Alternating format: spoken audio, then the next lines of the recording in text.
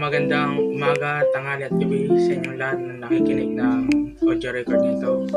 Ang Bible verse natin for today is Psalms 147 verse 3.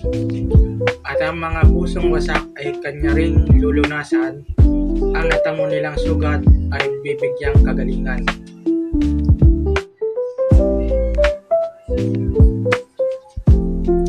Isaiah 40 verse 29 to 31. Ang mahihina at mga napapagod ay kanyang pinapalakas, kahit na ang mga kabataan ay napapagod at nanlulupaypay. Ngunit muling lumalakas at sumisigla ang nagtitiwala kay Yahweh. Lilipad silang tulad ng mga agila, sila'y tatakbo ngunit hindi mapapagod, sila'y lalakad ngunit hindi manghihina.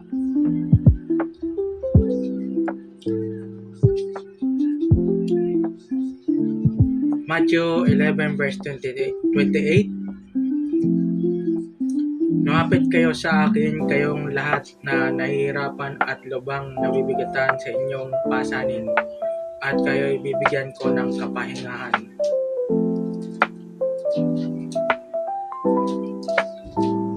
Psalms 46 verse 1. Ang Diyos ang ating lakas at kanlungan, at handang saklolo kung may kaguluhan.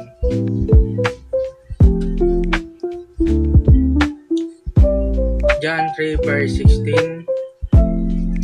Sapagkat gayon na lamang ang pag-ibig ng Diyos sa sangkatauhan, kaya't ibinigay niya ang kanyang kaisa-isang anak, upang ang sino mang sumampalataya sa kanya ay hindi mapahamak, kundi magkaroon ng buhay na walang hanggan.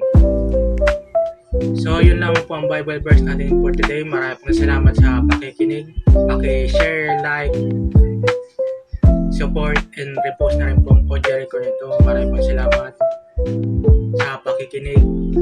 Yun lamang po ang Bible verse natin for today.